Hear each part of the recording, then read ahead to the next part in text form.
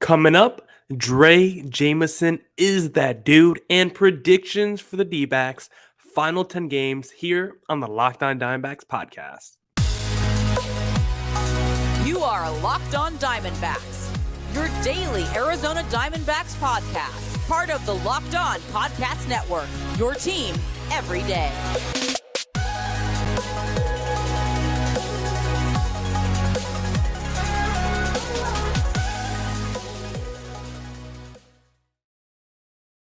Welcome into the Locked On Diamondbacks podcast, part of the Locked On Podcast Network, your team every day listening to who? The always charismatic host of this podcast, Millard Thomas. I'm a multimedia journalist and I'm a graphic designer, so please go check out my website, millardthomas24.myportfolio.com. On there you can see all my latest work, from my packages to my articles to my photos and my graphic design. If you want to see more content by me, just follow me on Twitter at CreatorThomas24 for my personal account. Or just look up Locked On Diamondbacks, both Twitter and Instagram for the podcast handle. And we're also on YouTube, Locked On Diamondbacks on there as well. So go hit subscribe if you want to see my ugly mug. Today's episode is brought to you by BetOnline. BetOnline has you covered this season with more props, odds, and lines than ever before.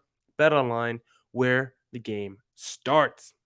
And of course, thank you for making Locked On Diamondbacks your first listen every day. I would not be able to do this podcast without you, my loyal listeners, sharing, subscribing, reviewing, doing all that so I could do this podcast for you.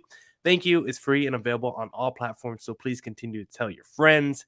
I missed yesterday's podcast. I don't normally do that. It was an impromptu miss because I woke up Wednesday morning just not feeling the best. My head hurt. My throat felt completely closed. Went and got COVID tested. Came back negative today. Thank you. As you guys know, I like to record my podcast early, so I felt bad on Wednesday. So that meant no Thursday pod. Thursday, as you guys are listening to this on Friday, but I'm recording this on a Thursday. Feeling a lot better this Thursday. Still not 100% back, but I think by tomorrow I will be all the way back. I think it's just a cold of some sort. My throat feels a lot better than yesterday. My head feels like 80% improved. So I think I can wake up tomorrow and feel a lot better about myself. But I don't think I'm going to be feeling as good as Drey Jameson was against the Dodgers. Of course, this is a couple of days old now while you guys are listening to this podcast, but I still want to talk about Drey Jameson and the start he had against the Dodgers because we've seen Jameson now through two starts. First one against the Padres, second one against the Dodgers, and both times this boy, Drey Jameson, is looking nasty, and these young D-backs pitchers are just coming up. Ryan Nelson, I mean, sadly, he's on the injured list now because he got popped in the arm, but he's looked good to start his major league career with the D-backs. Drey Jameson looks nasty right now. I mean, Tommy Henry was kind of up and down, and that was probably more expected just because of his pitching profile. But going to next year, you got to feel good about Ryan Nelson, Drey Jameson, and I just want to focus on Jameson for a little bit on this topic because against the Dodgers, 6 innings pitched, 2 earned runs, 7 strikeouts. That stat line is not easy to do. Like, Merrill Kelly is going to get Cy Young votes. He's going to be in consideration this year. And he's someone that has just struggled mightily, gotten crushed by the Dodgers this year. But someone like Drey Jameson, first start against the Dodgers, second start in his entire career, he absolutely shuts down the lineup. So how did Jameson do that? Well, he mixes his pitches beautifully from his first start against the Padres to his second start against the Dodgers. He mixed up his arsenal beautifully and kept hitters off balance. In this first start against the Padres, this is how he mixed up his pitches. He threw his fastball 42% of the time, his sinker 30% of the time, slider 17% of the time, changeup 10% of the time, and the curveball 1% of the time. But against the Dodgers, he threw his slider 35% of the time, fastball 34% of the time, sinker 19% of the time, changeup 9% of the time, and curveball 3% of the time. So a lot of percentages, but basically he swapped his utilization and the usage of his slider and his sinker ball. Against the Padres, he went mostly fastball, mostly sinker, with the slider as the third most used pitch. But against the Dodgers, the slider was the most used pitch with the fastball and then the sinker following up after. He basically swapped the usages of his slider and sinker. And I wonder why that is. I don't have a correct answer for you. One reason could be because he gave up 2 hits in his first start against the Padres.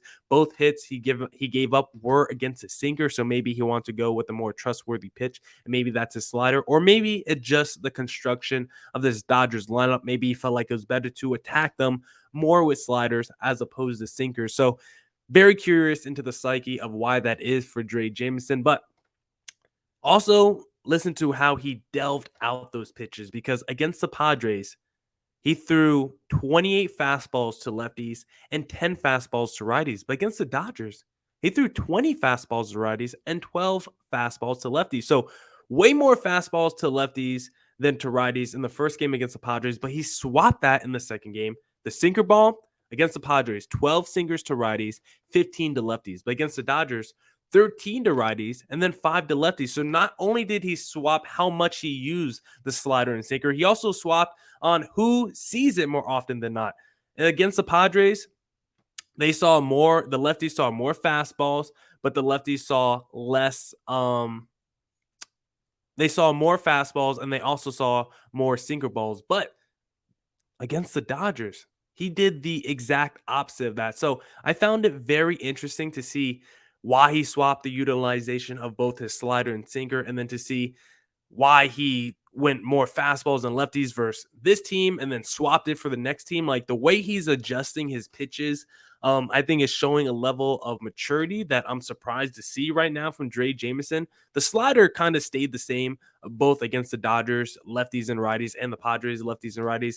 He didn't really swap that too much. He didn't really go heavier against righties against the Padres and then heavier against the lefties against the Dodgers. So the slider kind of much stayed the same, but the fastball and the sinker were dramatically used different versus the righties and lefty pitchers when he faced the Dodgers and Padres. So a lot of different factors playing into Drey Jameson's first 2 starts, but you got to love the way he's shaking out and using his arsenal right now. And you have to feel like that's a lot of Brent Strom and his managing and coaching and philosophy right there, because if you see also just how he attacked these Dodgers hitters. To righties, he went more slider away, went more with the down sinker and the elevated fastball. To lefties, more down and away with the slider, a little bit more hard of the zone with his fastball. He went high and away with the changeup, a little bit more inside with the curveball. Like, he does not throw his changeup and curveball against righties. That is a pitch he uses exclusively for lefties. So I think Drey Jameson is a very, very interesting pitcher with what we've already seen with what kind of pitches he wants to throw against what kind of teams, what kind of pitches, and how often he throws those pitches against righties or lefties. And then also that's interesting against Drey Jameson is when you look at his first start compared to his second start, some of those velocities went up. His fastball velocity went up. His sinker velocity went up. His slider velocity went up. So this is someone that could still have a little bit more left in the tank. We could have seen nerves in that first game. We probably could have seen nerves in that second game. But imagine when this guy faces like the Cincinnati Reds or the Pittsburgh Pirates next season, he's going to be throwing triple digits. His fastball averaged 96.6 miles an hour against the Dodgers in his second game. So this is someone who we really don't have a guy like him in our rotation unless you look at someone like Ryan Nelson, maybe a guy like Zach Allen as well. But Drey Jameson is throwing even more heat than those guys. Ryan Nelson, as a minor leaguer, did have seasons where he could touch triple digits. Didn't really do as much this year, but Drey Jameson definitely has the potential to be a pretty consistent guy throwing 100 miles an hour. So I love the young pitchers coming up right now for the D-backs. Ryan Nelson has been great. Drey Jameson has been great as well, and it's given me a lot of optimism for next year.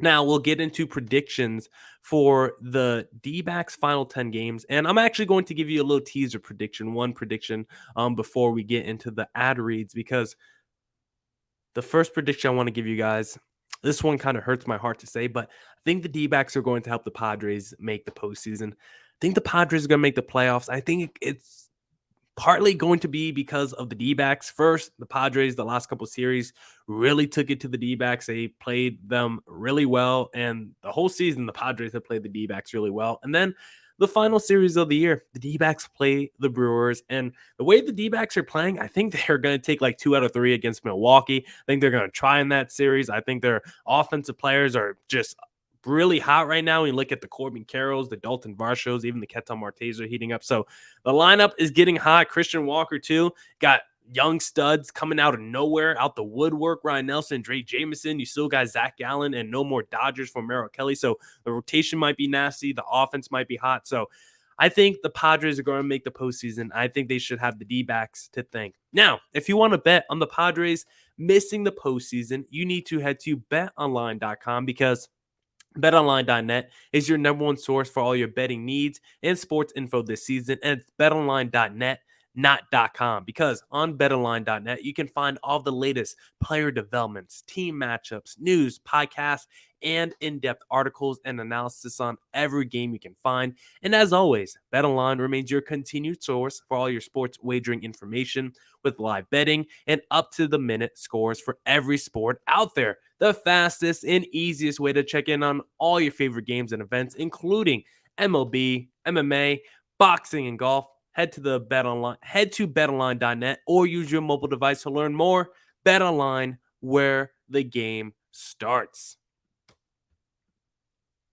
All right, let's get into those predictions now for the D-backs final 10 games of the year, because at the time you guys are listening to this, the D-backs have already played their final game against the Dodgers. So that means we are on to game 152 is the next game the D-backs will be playing when you guys listen to this podcast. That means there's only 10 games left in the D-back season.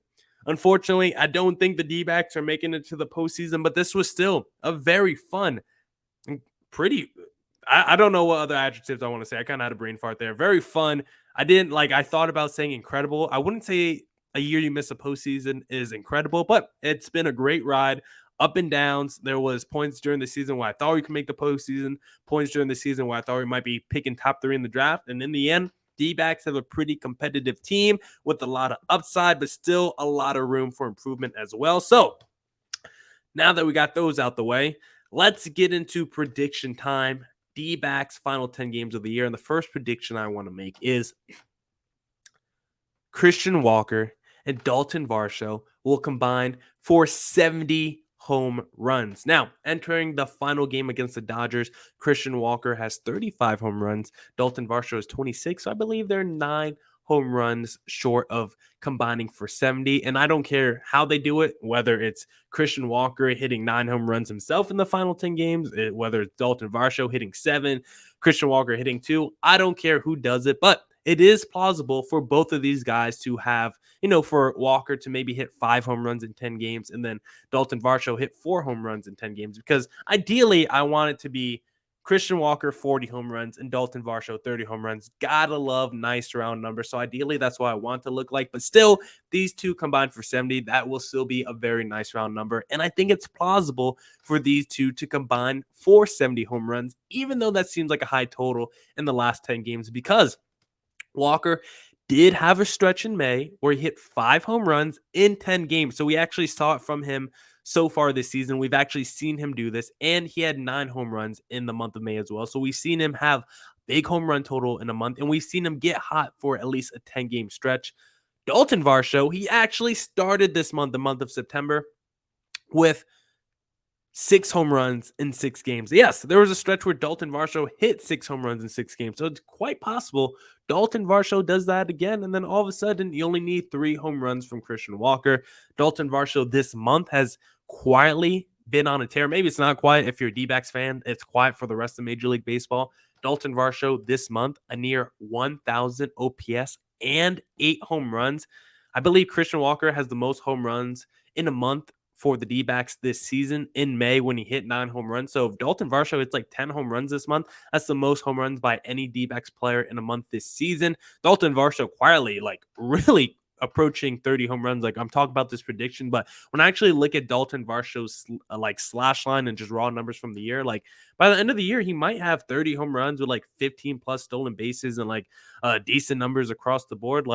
I think by the end of the year, you will say this was a positive season from Dalton Varsho and a slight improvement from what he did last year. But once again, Dalton Varsho just continues to prove he's a second half player, because last year we know he was an abominable player in the first half. But in the second half, he put up all-star level numbers. This season, he was fine in the first half. He was a good, not great player. He was definitely a slightly above average major league player in the first half because of his versatility. But the second half this season, Dalton Varsho is doing a lot more than just the bare minimum, because in the second half, he's got an OPS near 900 while hitting home runs and stealing bags at a higher rate than what he did in the first half. And Dalton Varsho isn't the only D-backs player having a great second half, because the other half of this prediction, Christian Walker, also having a great second half. He's batting 285 with a near 850 OPS in the second half. In the month of August, Christian Walker batted like near 400. He had a crazy month of August with like a near 1100 OPS. So I believe these two could combine for 70. And the other little subtle narrative that makes this prediction really fun is entering this final game against the Dodgers. As I'm recording this, 5:30 on September 22nd, Christian Walker and Paul Goldschmidt are tied with 35 home runs. So I just want to see which of those two first basemen finish higher in home runs. I think that'd be kind of interesting. D-backs first baseman of the past versus the D-backs first baseman of the right now, who's going to finish with more home runs. So that is a very interesting prediction. I think Varsho and Walker could combine for 70, but it would be tough to do. Then another prediction I have, Ketel Marte and Corbin Carroll will finish the year looking like the D-backs pillars for next season. Now, Walker and Varsho might combine for 70, but Carroll and Marte will look like the catalyst for the rest of this year, because I believe these two are very complementary in their skill set. And I also think that the two biggest upside offensive position player the D-backs have in their lineup for next season, because we've seen it from Ketel Marte. We've seen him be an MVP player at the plate before. Not an actual MVP, but finished top 4 in voting. And then Corbin Carroll, I mean, with his tools, what he's already done on the major league level, it's not a surprise if he's like a MVP all-star level candidate next season. And Ketel Marte, we know he struggled mightily this year, but over the last 14 games, his OPS is near 900. Over the last 7 games, his OPS is above 1,000. So even though it's been a struggle for Marte this year, he is starting to get hot as we get down the stretch. I want to feel good about Marte entering next season. I think he will show us that down the stretch. He's been really bad against breaking pitches this year. He hasn't been great against the fastball either, but over the last 2 weeks, he's really starting to hit the fastball very well. And then Corbin Carroll, on the other hand, he's just been crushing it all over. I mean, righties right now, he is crushing righties. He's got like above 1,000 OPS against righties this year. Corbin Carroll has also showed a lot of resilience and resolve with runners in scoring position and men on, because he's got above 800 OPS in both of those situations. I believe these two players are really complementary against to each other, because Marte struggles against breaking pitches and righties, while Corbin Carroll excels against righties and breaking pitches. So I want to see what these two look like in the lineup right next to each other. Give me a little Ketel Marte batting second and then Corbin Carroll batting third, or vice versa. I think these two should be kind of close to each other in the lineup because of that complementary style that they have. Corbin Carroll could be the table setter, getting on base and still driving home who's ever in front of him as the leadoff hitter. And then Ketel Marte will be the guy driving in both of them, getting on base as well. Just a pure hitter, both Carroll and Marte. So I think those are going to be the two catalysts for the D-backs entering next season. But first, I want to see them as the catalysts and pillars for the rest of this year. Now, I got 2 more predictions I want to get for you guys today, but I'm actually going to do the Bet Online read once again, because I forgot a very important detail of these Bet Online reads. I forgot the overlay, something new I have to do now on the Locked On Diamondbacks podcast. So let me not mess up my job. So let me pull my Bet Online ad read up once again, because if you want to bet on Corbin Carroll becoming an all-star next year, you need to head to betonline.net, because it's your number one source for your football betting info this season. Find all the latest player developments, team matchups, news, podcasts, and in-depth articles and analysis on every game you can find. And as always, BetOnline remains your continued source for all your sports wagering information, with live betting and up-to-the-minute scores for every sport out there. The fastest and easiest way to check in on all your favorite games and events, including MLB, MMA, boxing, and golf. Head to betonline.net or use your mobile device to learn more. BetOnline, where the game starts. All right. Let me go back and let me put my name on the screen now. Boom. Millard Thomas. Back at it at Creator Thomas 24 for my Twitter, or look up Locked On Diamondbacks on both Twitter and Instagram for the podcast handle. Let's get into my final D-backs predictions. Oh, I thought I only had two more. I actually have three more, I guess. Let me see. One. Yep, that's three right there. So I guess I'll move kind of quickly in these next three. Next prediction I have for the D-backs, they will have two guys finishing in the top 10 of Cy Young voting. For Zach Gallen, it's a guarantee he's finishing in the top 10. And we've seen a D-back duo do this before. I'll make it a little bit. I can make it a little bit of a game because I have three D-backs duos that have done it in the last 20 years. There might be more, but I think there's only three D-backs duos, three D-backs pairs of pitchers that finished top 10 in the Cy Young voting since 2000. So I'll do the Dora the Explorer pause and let you guys try to guess out loud in your cars or in your showers, wherever you're listening. No judgment here. Okay, now let me give you the answers. The most recent D-backs pair to do it, I believe, is Zach Greinke and Robbie Ray. Before that, it was Brandon Webb and Jose Valverde. I was surprised about that because I forgot about Valverde, did it as a closer. Then before that, Randy Johnson and Kurt Schilling, of course. So we've seen the D-backs have two pitchers in the top 10 of Cy Young voting before. And like I said before, Gallen guaranteed to finish top 10. I honestly believe Gallen is going to finish top 3 in Cy Young voting because Gallen currently leads the National League in WHIP and hits per 9 innings. He's 5th in strikeouts per 9, and he's 3rd in ERA. I think Gallen is going to finish top 3 in Cy Young voting because that's how good Gallen has been this season. Merrill Kelly, I believe he should finish top 10 in Cy Young voting, but the National League is really deep with pitchers. I think it's a little bit tougher. He's going to be right there on the edge, but it's going to be a little bit tougher for Merrill Kelly. He's basically between 12th and 8th in all those stats I just mentioned for Zach Gallen. But the biggest thing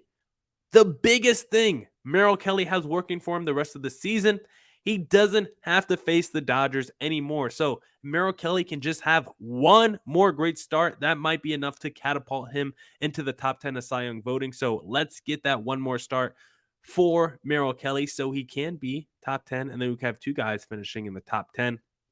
Fun fact, the NL Cy Young race will be tough because there's 13 guys with a sub 3.2 ERA and 7 with a sub 3 ERA. So that's just a little fun fact for you. Next prediction, the debuts aren't over. I'm talking about rookies for the D-backs and specifically rookie pitchers because I'm still holding out. We're going to see Brandon Pfaadt before this season ends. The 23-year-old right-hander became the first minor leaguer since 2011 to reach 200 strikeouts in a season. 200 strikeouts in a season. First time since 2011. He joins Matt Moore, who did it twice. Don't forget about Matt Moore. He was really good when he first came on the scene. Edward Cabrera and Trevor May as the only 4 to reach that milestone since 2010. Is only the 12th pitcher to do that since 2000.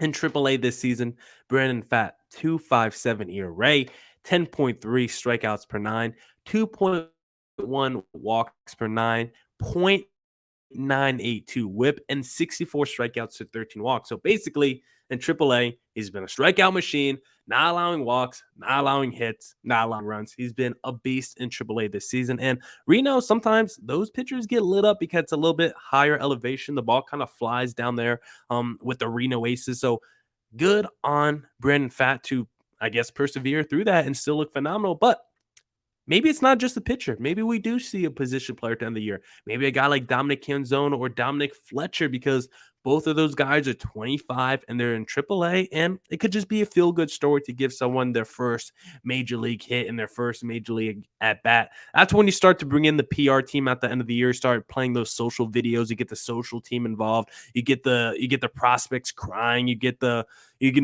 audio of the phone call of the kid being called up. Like, all that stuff is great. End of the season where your team's already out the postseason, feel-good stories to get a few more extra eyeballs on your team. So I wouldn't be surprised if the D-backs did that. Would rather see the D-backs call up pitchers as opposed to position players because we just don't have a lot of very good pitchers while our lineup is stacked. But I wouldn't mind seeing a position player or two get their debut and their shot at their major league debut as well. And then the final prediction before we go today, the bullpen will finish as one of the top 5 worst bullpens once again. This is Mike Hazen's biggest homework in the offseason, and we've talked about it a ton. D-backs currently have the 5th worst ERA in Major League Baseball. When you look at bullpen ERAs, 7th worst save percentage in Major League Baseball, and above league average in inherited runner scoring percentage. Not good numbers for the D-backs. And you know what's so surprising about how bad this D-backs bullpen has been? The D-backs bullpen is bottom 6 in recorded outs per game and pitches per game. So what does that mean? The D-backs are asking their bullpen to do more than 24 other teams. They're putting the ball in their bullpen less than pretty much any other team in baseball. The bullpen has to not go out there and pitch 4 to 5 innings. They're pitching less innings than 24 other teams. So why are they struggling so much? It's not like they have a huge workload. The D-backs. I want to hear another interesting stat that I found. The D-backs bullpen has entered more games with leads than teams like the San Diego Padres, the St. Louis Cardinals, the Cleveland Guardians, the Baltimore Orioles. Think about that. This bullpen sees more leads than teams with above 500 records, teams leading their division, teams fighting for wildcard spots. Imagine if the D-backs bullpen was able to close games. Imagine if the D-backs bullpen was able to come through in the high leverage moments. The D-backs currently only have 3 relievers with at least 10 innings pitched and a sub-4 ERA. I bet you can name 2 of them, Joe Mansply and Kyle Nelson. Want to try guess the 3rd D-backs reliever with at least 10 innings pitched and a sub-4 ERA? Again, Dora the Explorer, pause. This one might be tough to get because he's been injured for a lot of the season. He's out for the rest of the year. Sean Poppin is the answer. Who is Sean Poppin if you were to do it Jeopardy style? So D-backs bullpen needs to be corrected this offseason. We are a bullpen away, I believe, from competing for a wild card spot. So Mike Hazen, please get that figured out so I can see the D-backs in the postseason next year. Now, that's it for this edition of the Locked on Diamondbacks podcast. Come back tomorrow for more Diamondbacks news, coverage, and insight. Thank you for making Locked on Diamondbacks your first listen every day. Go make your second listen of the day. Locked on MLB with our pal Sully Baseball, who you hear every Monday on this podcast. As always, stay safe, stay healthy. Deuces.